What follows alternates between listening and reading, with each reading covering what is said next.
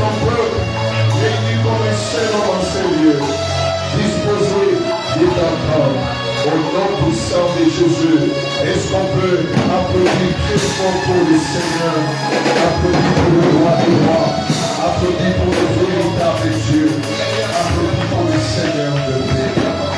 Amen. Que Dieu soit loué et que Dieu nous bénisse. Tu peux saluer ton frère, tu peux saluer ta soeur, dis-lui, sois présent dans la présence de Dieu et surtout, dis-lui bon appétit. Amen. Vous êtes un peuple merveilleux. Je disais, vous étiez un peuple il n'y a que 3 merveilleuses personnes qui sont là. Je disais que vous étiez un peuple merveilleux. Je peux voir la grâce et la grandeur de Dieu dans vos vies. Amen. Que Dieu vous bénisse. Bénis le Seigneur pour la présence de tout le monde. Bénis le Seigneur pour votre présence. Et je pense que Dieu nous fera du bien. Permettez-moi juste de prendre 5 minutes pour terminer avec l'enseignement que nous avions débuté depuis le mercredi, où nous étions en train de parler de la personne du Saint-Esprit. Je nous ai dit, pour que quelqu'un jouisse d'un bien, il est essentiel de connaître la chose. Si tu achètes une voiture, si tu veux jouir de cette voiture, il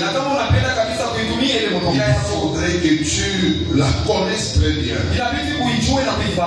C'est comme une personne qui est habituée à rouler, je ne cite pas une marque inférieure. Il passait à une marque supérieure. Vous savez, mon coach, papa, le révérend Bishop Chalo, il a toujours catégorisé les véhicules, il a toujours classé les véhicules en 2 catégories. Il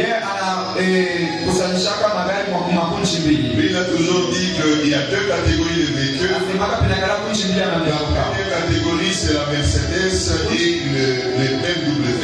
C'est la première catégorie. Et la deuxième catégorie, c'est d'autres voitures terrestres. Alléluia. Amen. Alors, quand quelqu'un monte dans une voiture de classe supérieure, il va ressentir le confort. Mais malgré le confort qu'il a, s'il n'a pas toute la connaissance de cette marque, de cette voiture, il la conduira comme son ancienne voiture. On risque même d'arriver à l'abîmer. Parce qu'il y a de ces véhicules-là, quand tu le conduis à 60 à l'heure, il consomme les carburants comme vous n'avez pas idée. C'est un véhicule qui veut toujours être à 80, à 100, 120 à l'heure. Et lorsque tu n'as pas cette connaissance, alléluia, tu vas te retrouver avec un véhicule qui te consomme, après tu vas te fatiguer, tu vas vendre cela. Si je donne cet exemple, c'est par rapport aussi au privilège qu'un enfant de Dieu a dans la présence de Dieu.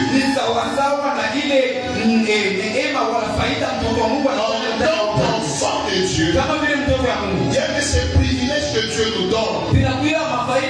Et ces privilèges entrent en action que lorsque nous détenons la connaissance. Ce n'est pas pour rien que Dieu veut dire que mon peuple périt par faute de connaissance. La connaissance, on ne nous l'impose pas. La connaissance nous est proposée.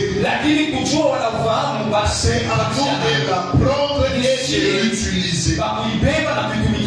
Et la toute connaissance que l'enfant de Dieu a, c'est dans la parole de Dieu. Lorsque tu lis la parole de Dieu, lorsque tu médites la parole de Dieu, lorsque tu obéis à la parole de Dieu, lorsque tu appliques la parole de Dieu, tu verras les résultats ou les privilèges d'être un véritable enfant. C'est la même chose qu'avec le Saint-Esprit. Lorsque tu n'as aucune connaissance du Saint-Esprit, tu risques de dévier et de te retrouver dans des choses qui ne sont pas le Saint-Esprit. C'est pour ça aujourd'hui dans les églises, le feu étranger est entré parce que le peuple ne connaît pas le Saint-Esprit. Aujourd'hui dans les églises, les gens pensent parler en langue, c'est avoir le Saint-Esprit. Prophétiser, c'est avoir le Saint-Esprit. Faire des miracles, c'est avoir le Saint-Esprit. Et devant n'importe quel vent, ils sont croyants que c'est le vent de Dieu. Et lorsque nous lisons Daniel chapitre, c'est quand c'est le chapitre, le dernier, je pense chapitre 13, verset 32. Alléluia. La Bible dit, il séduira par des flatteries les traîtres de l'alliance. Il séduira par des flatteries les traîtres de l'alliance. Mais ceux du peuple qui connaîtront leur Dieu, ceux du peuple qui ont la connaissance de Dieu, et ne se laisseront pas être séduits, les flatteries ne leur feront absolument rien, mais ils agiront avec fermeté. C'est lui qui a la connaissance, il agit avec fermeté. C'est pour cela dans le monde on dit, c'est lui qui détient l'information et l'homme le tout puissant de la terre. C'est pour cela qu'il y a de ces pays qui sont grandes puissances à cause de la connaissance et non à cause de l'information. Ils peuvent m'appeler votre président, ils appellent votre président, disent attention, il se trame un attentat contre toi. Alors que toi-même tu es là, tu ne sais pas, mais eux, ils ont l'information que parmi tes généraux, parmi tes ministres, il y a un groupe de gens qui veulent te tuer.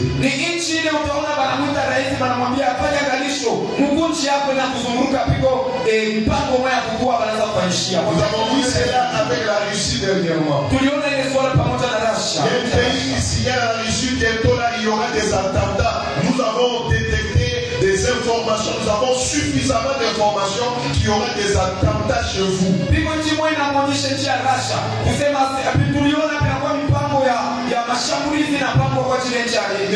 Mais la Russie en tant que grande puissance a minimisé cela, a dit que j'ai mes propres informateurs, j'ai mes propres ressources, nous ne créons absolument rien.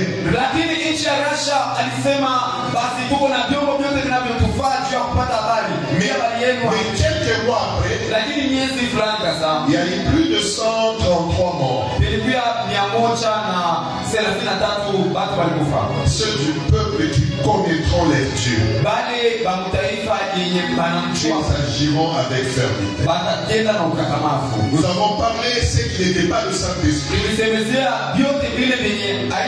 Et nous avons dit que certaines de ces choses que les gens gens pensent être Saint-Esprit, mais ce n'est que le symbole du Saint-Esprit.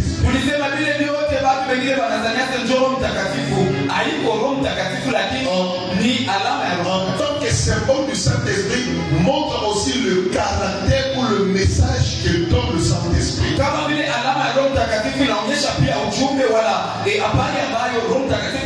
Et je vous ai parlé de deux concepts de la Bible, le roi et le pneuma.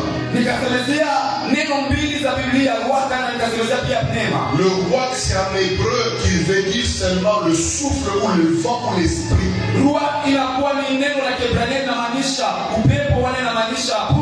Le pneuma, c'est la même chose, c'est-à-dire la respiration, ce qui montre qu'on est en vie. C'est pour cela que quand quelqu'un souffre de la toux ou de l'infection pulmonaire, on dit qu'il a la pneumonie.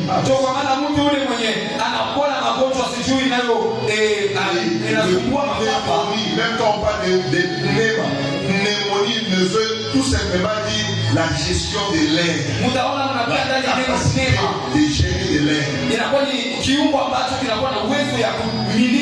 Alors, quand on dit roi, on peut croire que c'est le Saint-Esprit, mais on ne peut pas dire que vraiment c'est le Saint-Esprit. C'est comme le vent. Parce que je regarde dehors, vous allez vous rendre compte que c'est manqué est en train de bouger. Alléluia. Et quand on allume nos plafonniers, et que je demandais même qu'on les allume même à deux, vous allez vous rendre compte que les rideaux qui sont ici vont commencer à bouger. Et cet effet de bouger ne montre pas le vent, mais nous manifeste que le vent est là. C'est la même chose que au roi. Quand le Saint-Esprit est quelque part, il est manifeste. Il amène le changement, ainsi de suite. Et après avoir parlé, bien aimé dans le Seigneur, du symbole du Saint-Esprit, nous avons aussi parlé de la personne du Saint-Esprit. Puisque nous avons dit qu'il sent, il a des émotions, il possède la connaissance, il peut parler, il peut choisir, il peut guider. Alléluia. Et cela relève des qualités que ne peut avoir qu'une personne.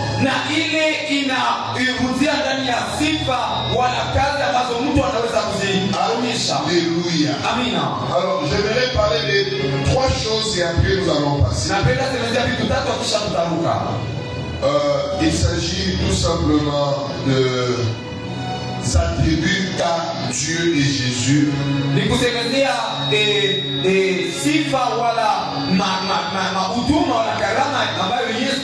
les mêmes attributions, le Saint-Esprit les a aussi. Retenez ceci. Le Saint-Esprit, c'est Dieu. Pourquoi il est Dieu? C'est parce qu'il possède les attributs de Dieu. La première des choses, il est omniscient. Lorsqu'on parle de l'omniscience, on parle de la toute connaissance. Il connaît tout. C'est pour cela qu'il peut même sonder. Qui peut connaître ce qui est dans le cœur de Dieu si ce n'est que son esprit? Le Saint-Esprit sonde le cœur des humains. C'est pour cela l'apôtre Pierre pouvait dire à Ananias, mais qui te permet d'arriver même au point de mentir le Saint-Esprit?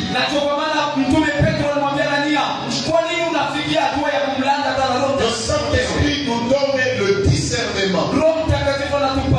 Parce que lui, il a la connaissance. Même quand vous m'écoutez, là, vous pouvez dire que ça vient de Dieu, ça c'est le même. C'est la toute connaissance du Saint-Esprit. La deuxième des choses que tu vas retenir, il est omniprésent. L'omniprésence veut dire qu'il est partout au même moment, au même instant. Pendant qu'il peut se manifester ici, il peut se manifester à l'église voisine. Pendant qu'il peut parler à l'église voisine, donnant une information spécifique ici aussi, au même instant, il peut donner une autre information. C'est la Bible dit, le jour de Pentecôte, le Saint-Esprit est descendu sous format de langue de feu. Et il est descendu sur la tête de tout un chacun des disciples. Pour nous montrer que le Saint-Esprit peut agir dans mon cœur et dans votre cœur.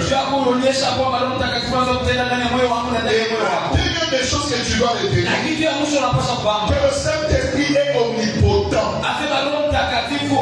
Lorsqu'on parle de l'omnipotence, on parle de la puissance. Alléluia. C'est pour cela en grec on parle de dynamisme. Tu parles de la force qui peut te déplacer. Tu parles de la force qui peut transformer. Alléluia. Ceux qui écrivent, je m'excuse, je ne cite pas les livres. Vous pouvez écrire et vous allez les lire facilement à la maison. Lorsqu'on parle de l'omnipotence, Zacharie que nous sommes en train de lire, le chapitre 4, le verset 6, la Bible dit, ce n'est ni par la puissance, ni par la force, mais c'est par mon esprit. Alléluia. C'est-à-dire, au-delà de ce qui est puissance humaine, le Saint-Esprit peut vous permettre de faire.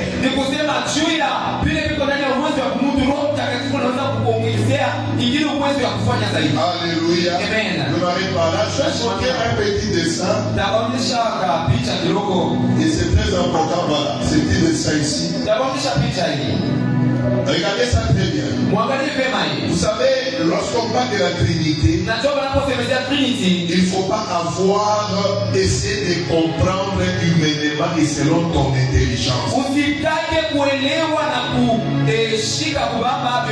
C'est un domaine où il faut utiliser la foi. Pour nous faciliter, je suis composé de 3 parties. La première partie, c'est ce qu'on appelle l'âme. La deuxième partie, c'est ce qu'on appelle le esprit.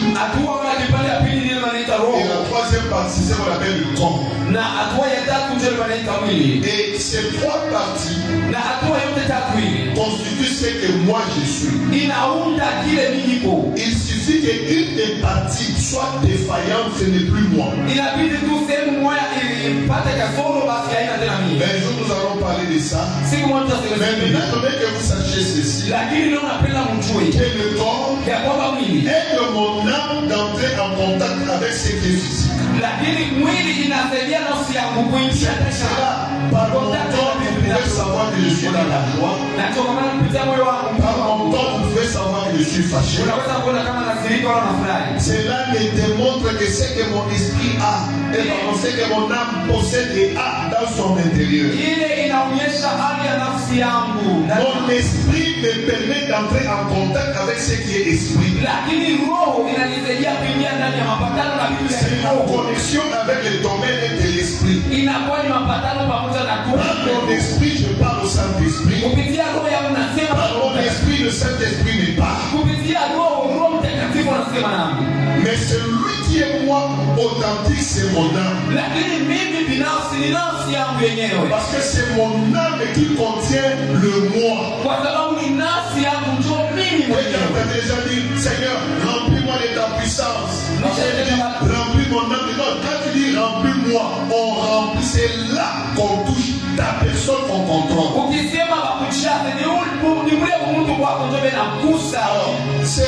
C'est symbole qui est ici nous explique juste la réalité spirituelle sur la Trinité. Le Saint-Esprit fait partie de la Trinité. Et quand on parle de la Trinité, c'est un mot qui vient, je pense, de latin où il y a tri et il y a unité. Donc il y a trois personnes qui forment une seule personne. Alors quand j'explique, c'est-à-dire que Dieu, le Père est Dieu. Le Fils est Dieu. Le Saint-Esprit est Dieu. Chacun d'eux est Dieu. Si l'un n'est pas là, le reste ne peut pas être là. Ils ont commencé au même moment. C'est pour ça que nous ne sommes pas les polythéistes, mais nous sommes les monothéistes. C'est ce qui dépasse, c'est ceux qui ont beaucoup de dieux comme les Indiens. Nous, on n'a pas beaucoup de dieux, on n'a qu'un seul Dieu. Mais au sein de ces dieux, il y a trois personnes qui agissent.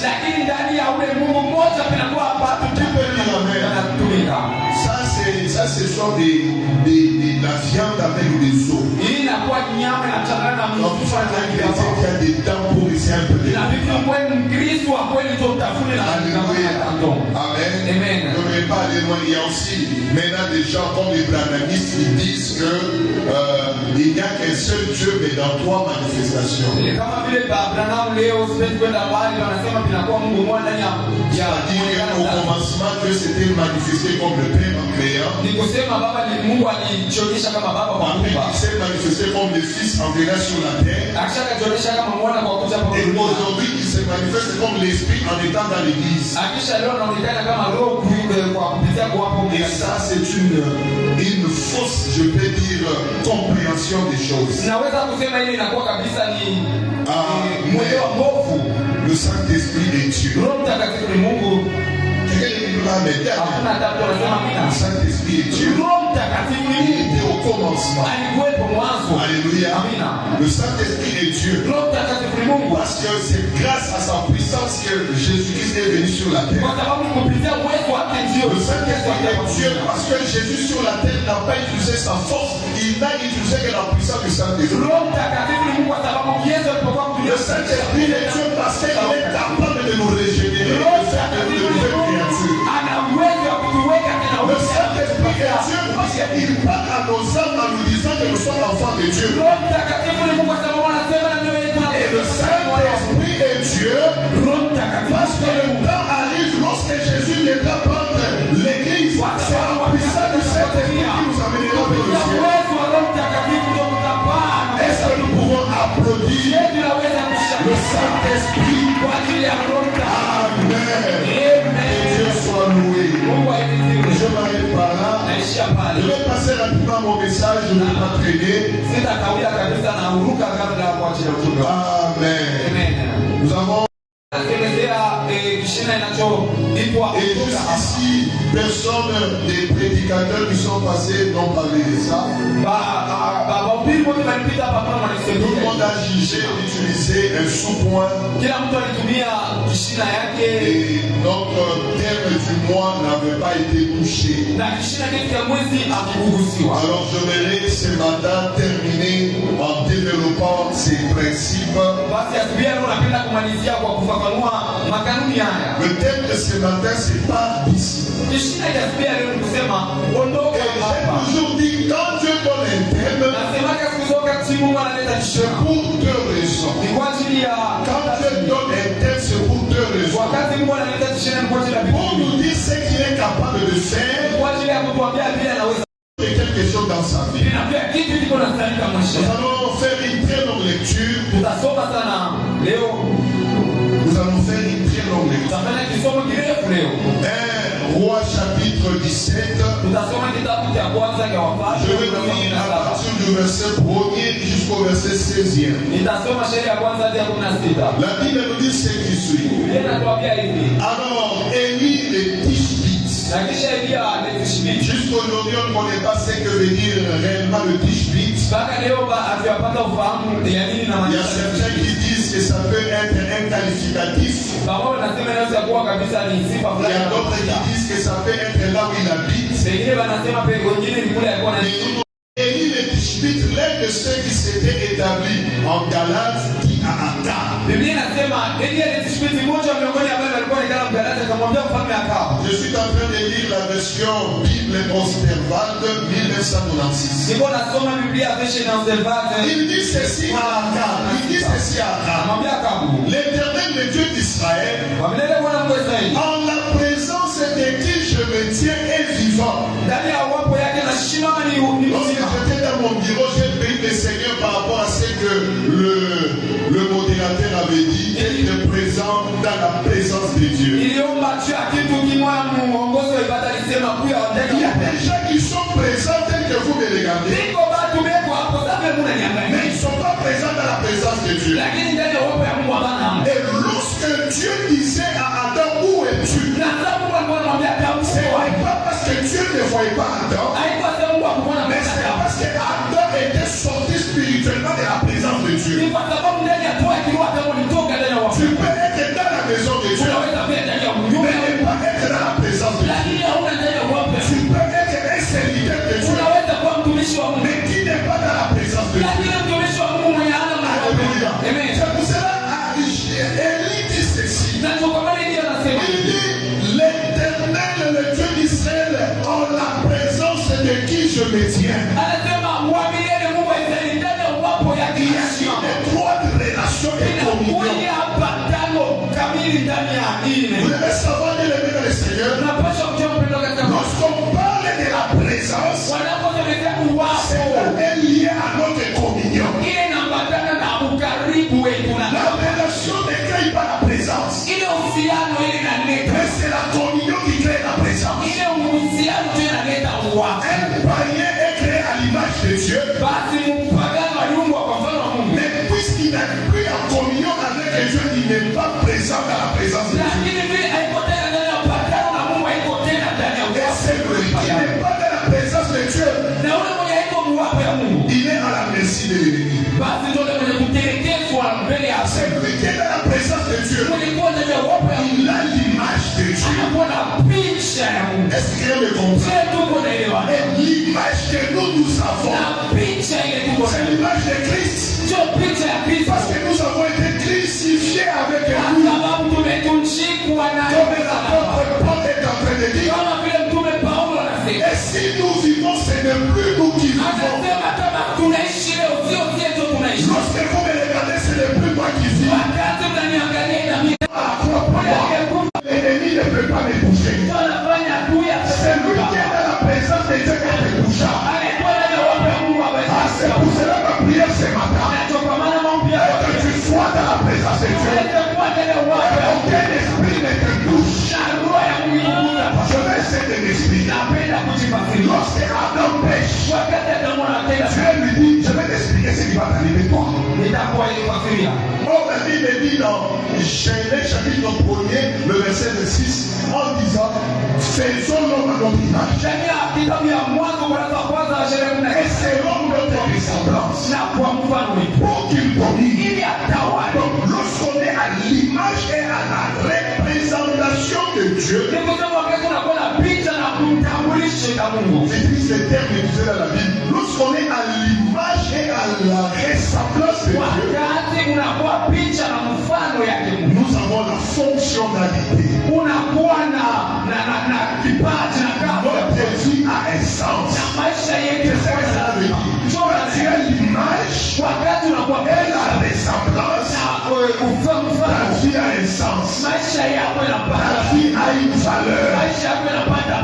Ta vie pèse. C'est pour ça la Bible dit au verset 27 pour dominer. Mais en Christ Jésus, nous avons son image. Non seulement que nous dominons sur la terre, mais nous dominons aussi dans le monde spirituel.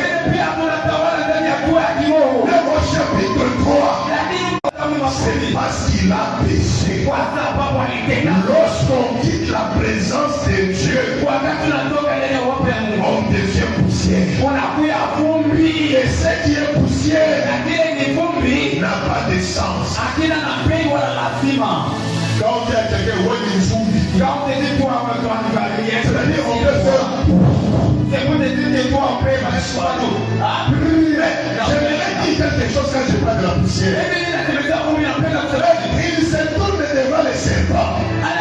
Il dit au serpent désormais, tu vas ramper avec ton ventre. Tu ne mangeras plus de fruits.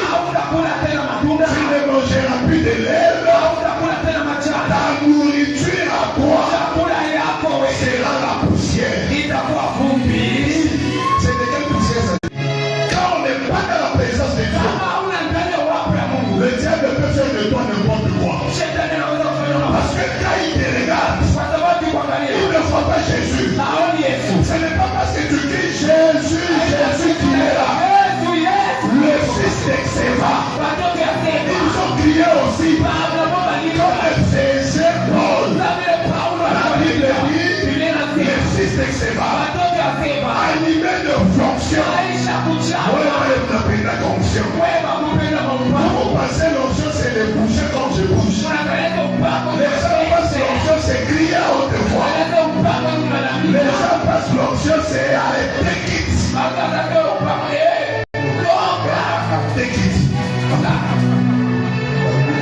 Take it. Les gens pensent que c'est ça l'onction. Ils prennent le fou. Ils sortent avec le fou dans une chambre. Aujourd'hui vous allez voir. Aujourd'hui vous allez voir. Au nom de Jésus le prophète, sort de cet homme. L'esprit fait comme ça. T'as mort. Il va s'explique. Soyez calme. On va s'expliquer. J'oublie de parler très rapidement. Il y a des personnes qui sont partis prier pour une dame. Quand on prie pour la dame, pendant les gestes, la dame tombe. Qui es-tu? Je suis l'esprit des eaux. Il y a un pasteur qui vient dire allez, sors. L'esprit dans le corps si tu parles. Toi, tais-toi. Toi, tais-toi. J'ouvre seulement une parenthèse. Pélagie. Nicolette. Nathalie. Les autres conseillers. Nathalie, Nicolette, ça fait quoi? C'est un démon. Oui, regardez. Toi, tu te mets d'abord à Dieu. Non, un serviteur de Dieu. Lorsque tu es devant un esprit, il ne peut pas dire n'importe quoi contre toi. Parce que tu as l'image de Dieu. Alléluia. Tu ne peux pas craindre. Ce n'est plus toi qui vis. Jésus que vous citez là, nous les connaissons. Paul que tu as cité, nous avons sa connaissance. Mais vous, qui est de vous? Je parle dans la tradition grecque. Qu'est-ce que les démons ont voulu dire? Nous connaissons Jésus dans ce qu'il est. Dans ce qu'il a fait. Nous les connaissons très bien. De Jérusalem, il fallait que le roi ou l'empereur lui remette une lettre. C'est ce que Paul aussi a fait. Lorsqu'il chasse un démon, les démons voient la lettre. Jésus dit en mon nom vous chassez les démons. Les démons comprennent que je dois partir. Mais quand tu arrives, tu chasses. Les démons ne vont qu'il l'est. C'est comme une personne qui va avec sa voiture devant la présidence. Puis qu'on ouvre pour toi. Les gars nous vont se donner.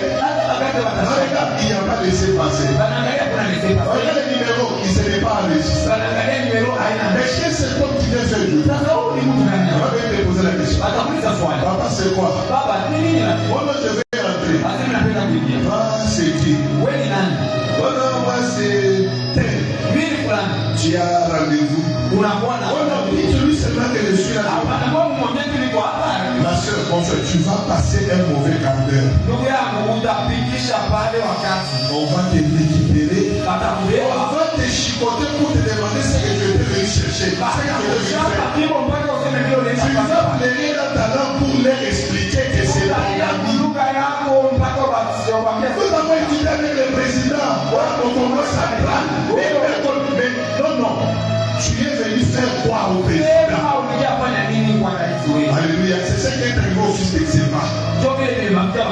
Les fils d'Exéma, ils étaient devant le fou. Le fou dit, je connais Jésus. Je connais l'apôtre Paul. Les fous, ils se m'a frappé. La Bible dit, elle sortit sans habit. Et une autre personne est fracturée. Alléluia. Pourquoi? Parce qu'on n'a pas le mandat. Jésus dit ceci à ses disciples. Actes des Apôtres, chapitre 1er, le verset 8e. Il a dit, une puissance se souviendra sur vous. Lorsque le Saint-Esprit viendra. C'est en ce moment que vous serez capable de témoigner. Témoigner ne veut pas dire seulement que Jésus est Seigneur. Témoigner, c'est manifester la puissance de Christ dans ta manière de vivre, dans ta manière de marcher, dans ta manière de travailler. C'est pas seulement ça part aussi dans toute la Samarie. Et ça ne s'arrête pas là. Ça va, il faut recevoir la paix. C'est lui qui a Jésus. Il n'y a aucune barrière, aucune barrière. Rien ne peut t'arrêter. C'est la Jésus à quelqu'un. C'est qui te bloquait chaque jour. C'est qui t'empêchait d'aller de là-bas. C'est qui t'a longtemps arrêté. C'est matin que c'est là pour mon nom de Jésus. Je vais t'appeler dans les très loin. J'ai dit je vais t'appeler dans les très loin. Ah, sors de toutes ces barrières au nom de Jésus. Commence à traverser les barrières de la mort, les barrières de la maladie, les barrières des échecs, les barrières de la malédiction. Au nom de Jésus, au nom de Jésus, commence à avancer, commence à avancer. Là où tu ne peux pas aller, là où tu ne peux pas aller, touche ce que tu ne peux pas toucher. Touche-le au nom de Jésus. Touche-le au nom de Jésus. Au nom de Jésus, le Dieu devant qui je me tiens. Le Dieu devant qui je me tiens. Je le connais très bien. Le Dieu devant qui je me tiens. Il entend ce que je dis. Le Dieu devant qui je me tiens. Il fait ce que je dis. Au nom de Jésus. Au nom de Jésus. Alléluia. Tout ce que j'ai parlé, c'est seulement là. Alors que je suis au premier verset. On fait comment? Pendant ces années-ci, il a dit quoi? Il dit ceci. En la présence de qui je me tiens est vivant. Pendant ces années-ci, il n'y aura ni rosée ni pluie, sinon à ma parole. Quand on est dans la présence de Dieu, il y a la confusion entre ce que Dieu dit et ce que toi tu dis. Tu peux dire amen. Il y a la confusion. Ce que toi tu dis, ça devient ce que Dieu a dit. Ce que Dieu dit, c'est ce que toi tu dis. Parce qu'il y a simplement même la communion. Alléluia. Je lis rapidement. Je pense qu'on va terminer.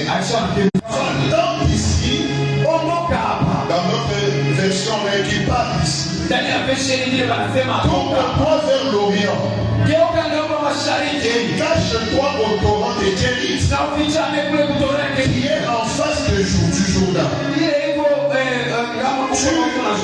tu boiras au torrent.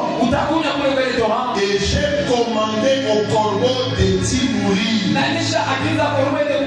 Il partit donc et fit selon la parole de l'Éternel.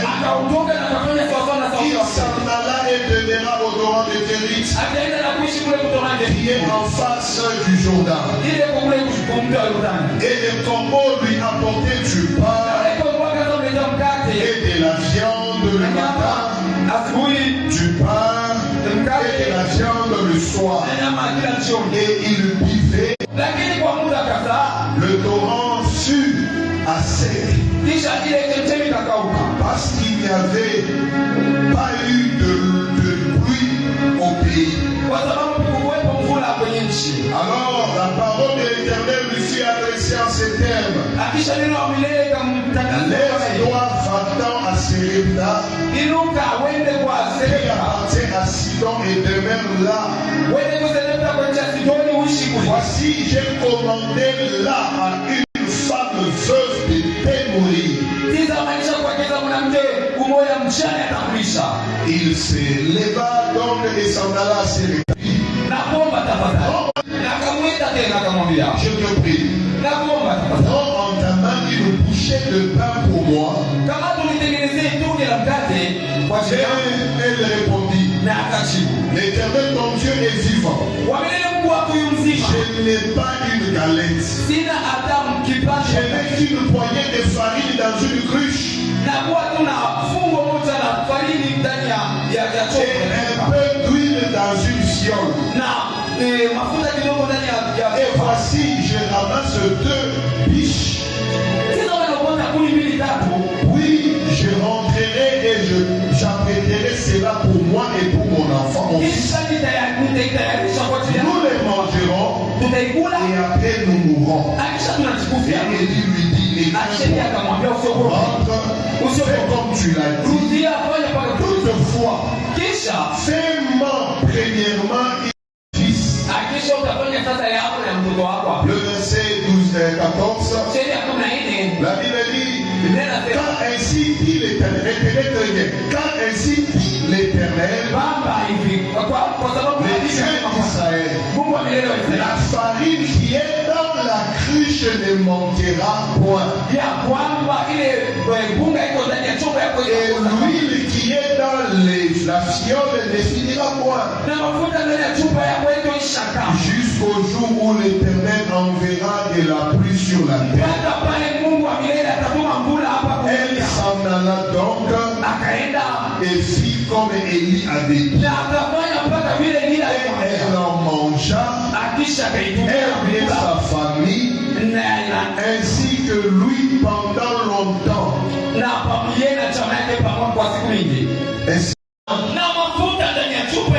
Selon la parole que l'Éternel avait prononcée par bien-aimé, je suis arrivé presque à la fin de mon message. Alors il y a tellement de choses que j'aimerais vraiment parler. La première chose que j'aimerais te dire, la sensibilité avec Dieu nous épargne de beaucoup de choses. Un homme ou une femme qui est sensible à la voix de Dieu se verra épargné de beaucoup de dangers. L'histoire d'Élie commence par une confrontation. J'aimerais ici souligner, tout le monde n'est pas appelé de commencer de la même manière. On a commencé dans la relation et de l'intimité que tu as avec Dieu. Si tu as commencé dans les douleurs, ne pense pas que tu es un homme maudit. Si tu as commencé bien aimé dans le Seigneur, dans le nulle part, ne pense pas que tu es un homme maudit. Tout dépend de l'intimité que tu as avec Dieu. Il y a des gens qui ont commencé, ils achètent des grandes histoires. Cela ne fait pas que cet homme est plus spécial que moi. Il y a un autre aussi qui peut te chasser dans une église. Tout le monde a fait des lumières sur toi. C'est pas que tu es seul. Mais d'autres aussi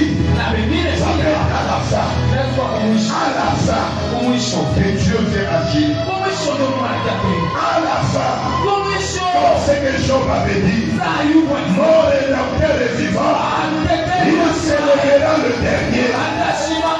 J'ai dit à une personne ce soir, Dieu peut commencer avec toi dans la puissance, Dieu peut commencer avec toi dans le combat, Dieu peut commencer avec toi dans la faiblesse. Ce qui est important, c'est la relation avec Dieu. Ne la brise pas. Ne détruis pas la communion.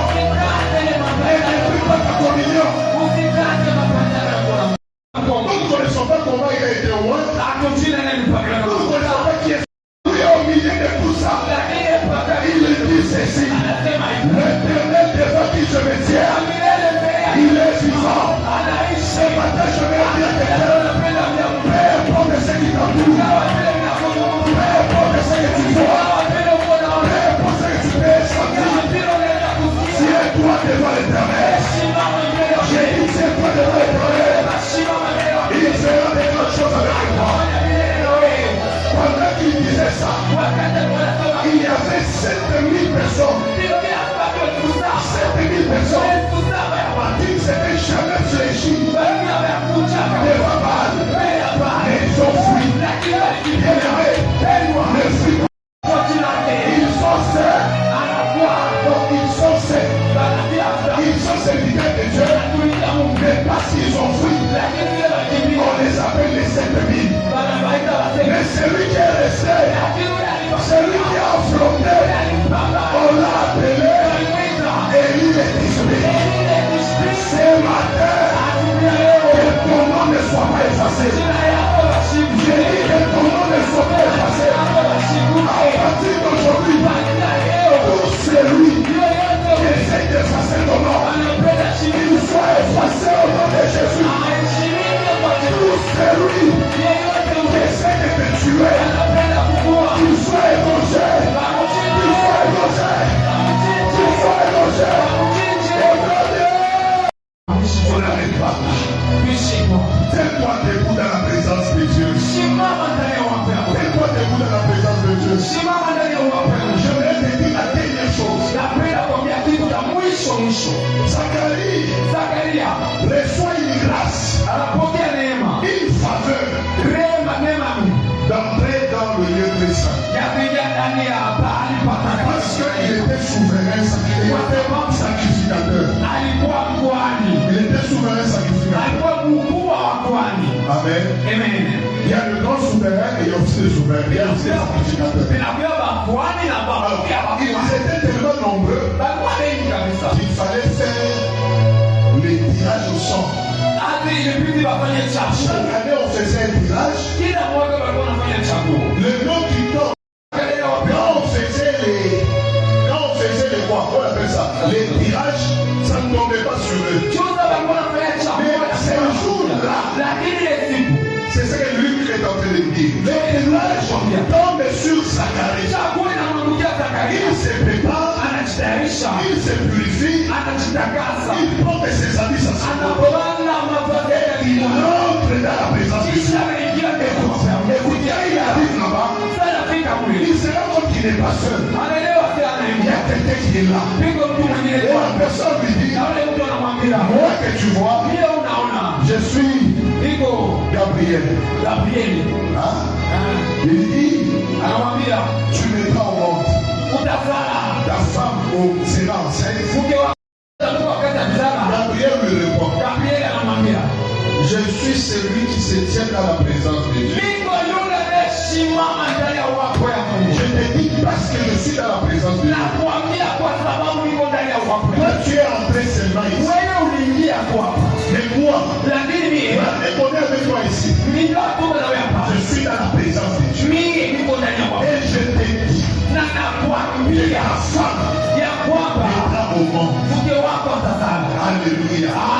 Ce matin, je suis venu dire à une personne, le Dieu des cieux, devant qui je me tiens, m'a envoyé de te dire, rien ne te bloquera à partir d'aujourd'hui. Je suis venu dire à une personne, le temps est arrivé pour que le pouvoir commence à t'attirer.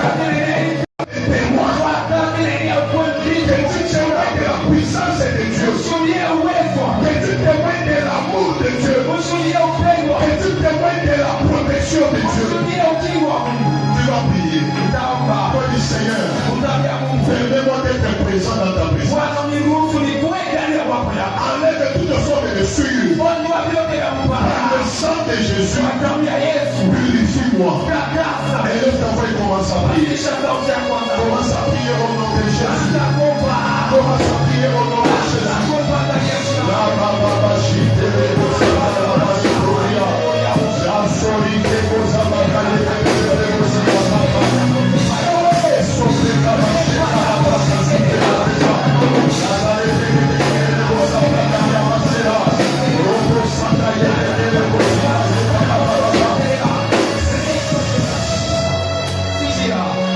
Pendant qu'on est en train de prier, j'ai entendu une détonation.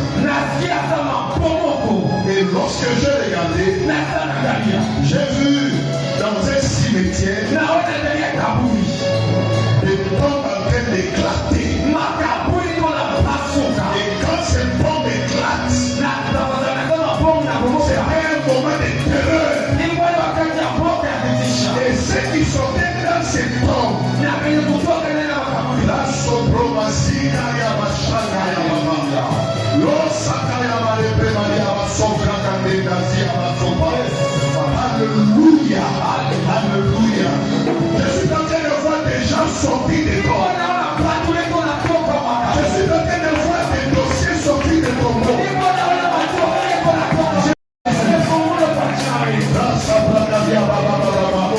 Je suis en train de voir les enfants sortis de tombeaux. Je suis en train de voir les choses cachées sortir de tombeaux.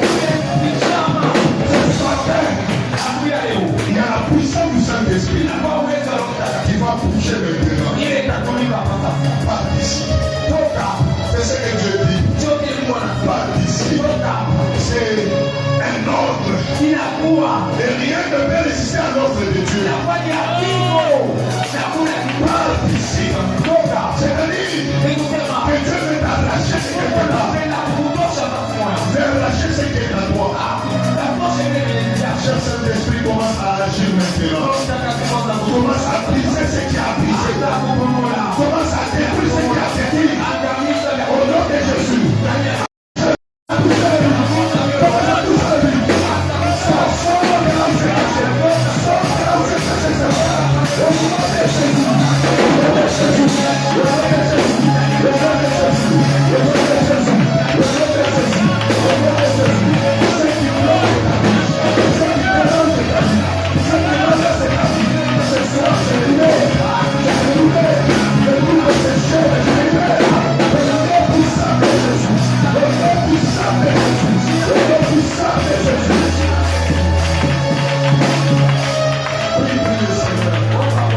Laisse-toi être envahi par l'Esprit de Dieu.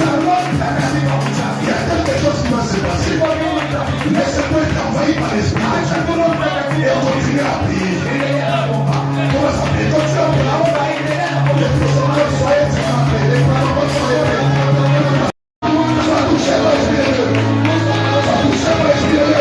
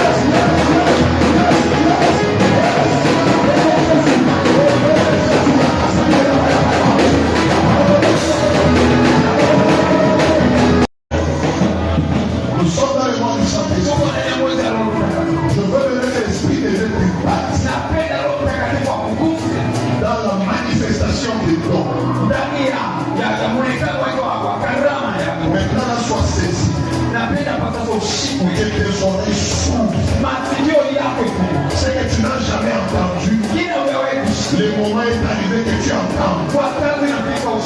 S'il est possible que tu entends les chants des anges, tu vas les écouter ce soir.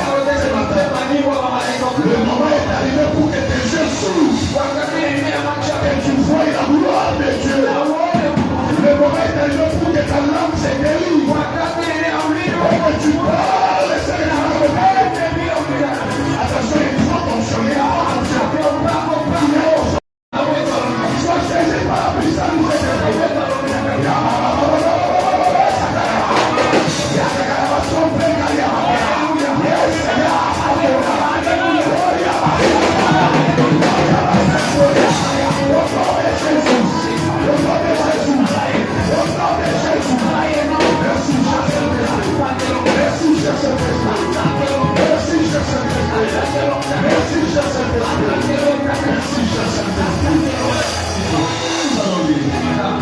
Matthieu chapitre 27. Je vais lire le verset 53. Matthieu 27. La Bible dit ceci. Et voici le voile du temple se déchira en deux depuis le haut jusqu'en bas. La terre trembla, le rocher s'effondrit, les sépulcres s'ouvrirent et plusieurs corps de ceux qui étaient morts ressuscitèrent. Étant sortis des sépulcres après la résurrection de Jésus, ils entrèrent dans la ville et apparurent à un grand nombre de personnes. Ta gloire ne sera pas invisible. Je dis ta gloire ne sera pas invisible. Nous, ceux qui t'ont péché, le juste de cette gloire, ça s'est péché maintenant. Toute loi, grâce et ma grâce, cela s'est péché. J'ai péché le contrat maléfique. Pendant que moi je vais commencer à déchirer, il y a des gens qui vont les sentir dans leur vie. J'ai péché le loi de ta famille, le loi de ta vie. J'ai péché le loi du quartier qui t'empêche d'avancer. J'ai péché le loi au nom de Jésus. Au nom de Jésus. Au nom de Jésus. L'église a besoin d'entendre ma voix. Regardez les déclarations que je fais. Alors maîtrisez votre manière de jouer pour que ma voix arrive. Une loi qui avait été écrite contre toi pour que toi tu n'avances pas. Ce matin, cette loi, je la déchire. Je la déchire. Reçois ta liberté. Reçois ta liberté. Reçois les changements. Maintenant, au nom de Jésus. Au nom de Jésus. Au nom de Jésus. Au nom de Jésus. Applaudis très fort pour le Seigneur. Applaudis pour le roi des rois. Applaudis pour le roi des rois. Amen. Que Dieu te bénisse. Bénissez que Dieu te bénisse. Dieu te bénisse ce matin. Deux personnes seulement. Est-ce qu'on peut applaudir très fort pour le Seigneur? Est-ce qu'on peut applaudir pour le roi des rois? Pour le Seigneur de Dieu. Amen. Il est bon. Il est tout. Pour les frères, de demeurer ensemble et unis. Tu vas prendre ton offrande et nous donnons d'habitude. Le panier à votre gauche, c'est notre offrande ordinaire.